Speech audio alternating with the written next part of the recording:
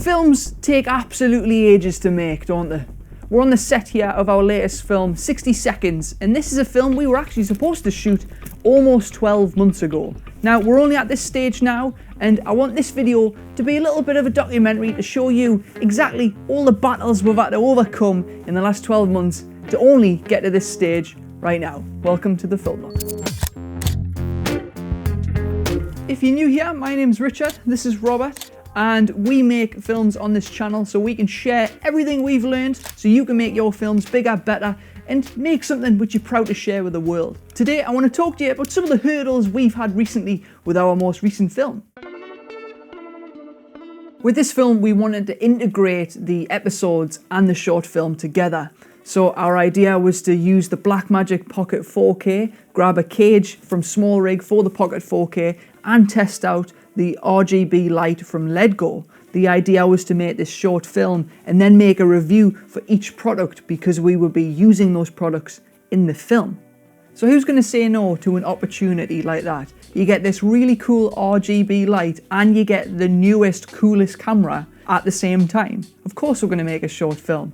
But when you work with brands, they're only going to give you so many weeks with a loan unit. 6 weeks is usually enough to shoot some cool footage. It's not enough to make a short film. So we were like, 6 weeks?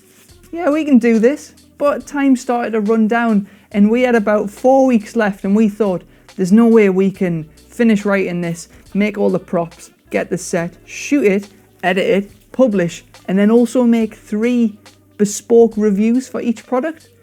No, we weren't going to make this film in 6 weeks. At this stage, we had 2 choices. Choice A, make the film and the review videos in 6 weeks, which actually turned out to be about 4 weeks, but sacrifice the quality of the film. Choice B, it would be to not make the film, let the cast and crew down, and potentially ruin a working relationship with 3 great brands.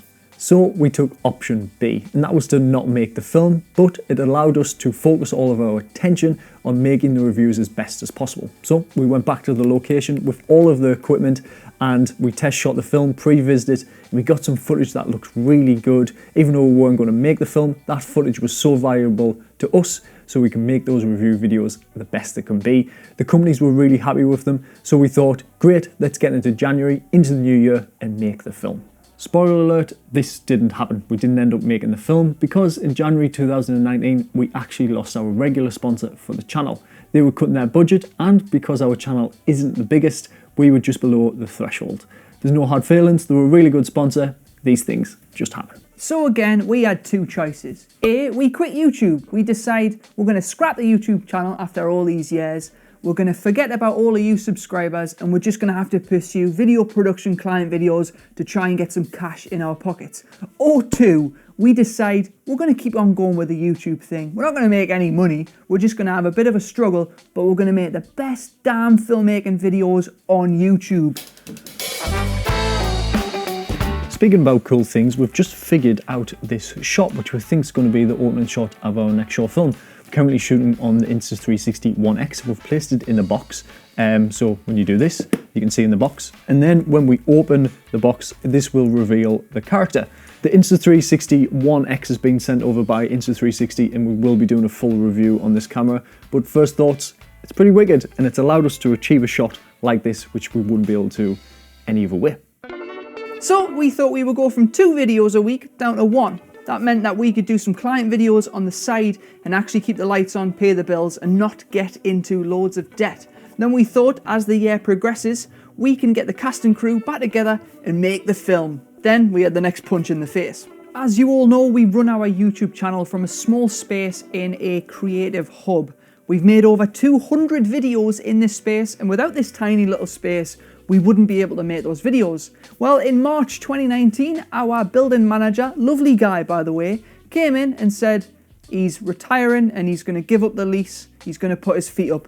Unfortunately, we only had 6 weeks to move all of our stuff. So at this stage, we actually had 3 different options. The first one was to find a new space, move out, move in, and set up the studio exactly the way we can use it and find something permanent. Within 6 weeks that we're going to use and shoot in was going to be impossible. The second option was to move back home, split our equipment away from ourselves, away from both of us, and start working from our bedrooms again. We've done this in the past. This isn't something we wanted to do because we see it as a massive backward step. If you've got to do it, great, but we've been there and this wasn't really an option for us. But option 3 was to actually take on the lease for this floor and start becoming the landlords of this entire floor. And guess what we did? So we had our studio and so did our musician friend Jordan, and between the three of us we got together, we spoke to the council and we took over the lease. But unfortunately we couldn't afford the overheads on our own, so we decided we would decorate the space, try and make it look a bit cool, and we opened it up a couple of months ago. We've got our first tenant, and since we had the space and we had some walls to knock down, we thought we would make our space a little bit bigger. We've always complained that our studio is a little bit too small, so we thought, well, we're the landlords now, we can take some walls down. Our studio is this width, I can nearly touch both sides. We've been working in here for about 3 years and it's going to get bigger. This wall is coming down. So after a little hard graft, you can see that I can't touch this wall and I can't touch that wall. Those walls are down and our studio is now bigger. We've been using it for a few months and we're getting everything the way we want it. We have a little props department over there and a little DIY department over there, and it's allowed us to make productions a lot easier and we feel a lot better. Today we are talking about how you can actually make things look more cinematic by adding some mess to your set. It's called short side lighting because the key light is pointing to the short side of the subject. We've been on YouTube around about 3.5 years now and we've uploaded 300 videos to this channel, 1 a week without fail.